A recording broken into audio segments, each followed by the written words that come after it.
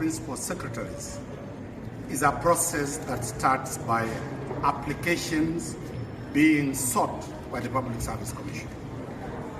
Once the Public Service Commission interviews these people, the names are forwarded to the President, and the President nominates. There is no statutory requirement for the numbers. The President, in his wisdom, has nominated 51 Kenyans for those positions. The law and the Constitution provides that they should be taken to Parliament for vetting. The rationale for Parliament to vet is based on the point that those are the people's representatives in Parliament. From previous record of the CSS, we completely, as Kenyans, saw that there was no vetting.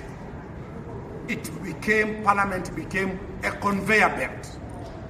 All the names that went to Parliament for CSS passed through. This is the second list going to Parliament.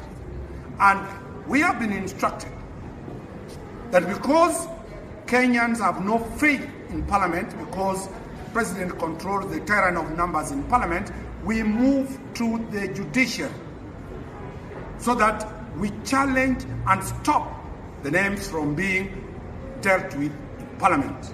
And that is why we have gone to court to challenge those names, because they do not meet the constitutional threshold that is required for those positions. What are these constitutional thresholds? The face of the Republic.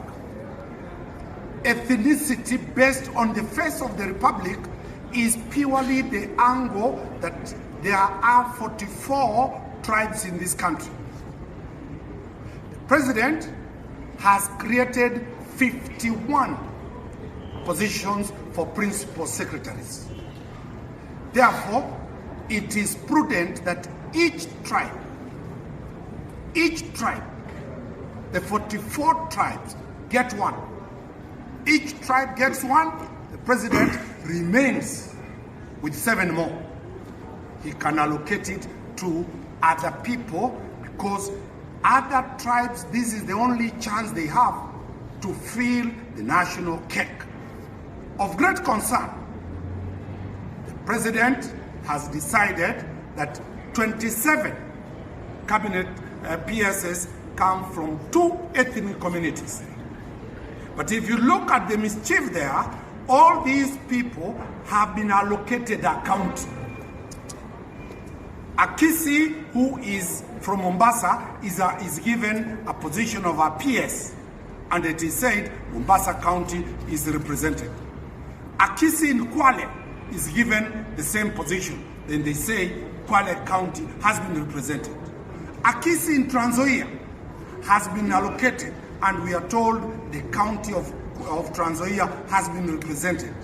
Akisi, who is in Isiolo, is given that post.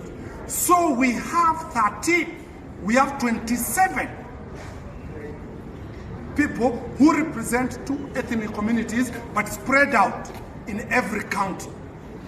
The question we are asking is the core of our ethnic communities not having sufficient professionals to get those positions. That is why we have been instructed to challenge this, and we have demanded from Public Service Commission and the National Cohesion Commission the ethnic question of the people who have been appointed. 2, we have seen still the question of nepotism. A member of parliament from Kirinyaga has nominated 2 of the sisters to be MCs, not in Kirinyaga. Then a wife becomes a nominee for the PS's position. That is why the people in Kirinyaga are asking, is there any lady fit from Kirinyaga to take that position? So we are raising very fundamental questions that there is no ethnic balance in the nominees. Number 2, there is no gender balance in those nominations, free, there is no inclusivity. And especially from the county of Nyamira, where I come from. Nobody is there. What Kenyans want is that the president go to vote the whole country. He had the members, he had the people who campaigned for him from Wajir. Let them be appointed Principal Secretaries. He had the people who campaigned for him from Nyamira County. Let them be given those positions.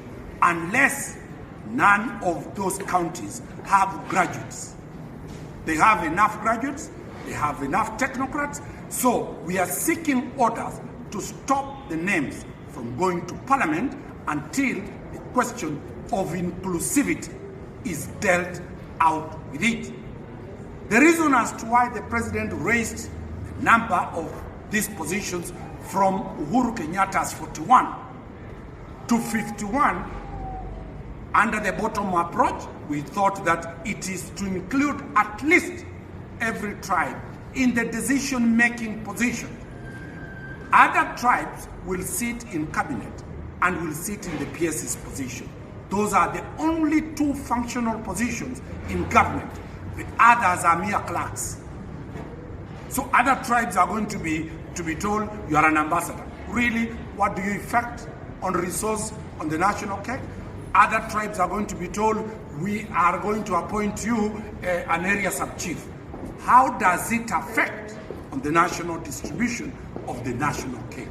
So we are appealing that we are ready to defend this thing in the judiciary, and President be put on notice that he is no longer the president of the select few.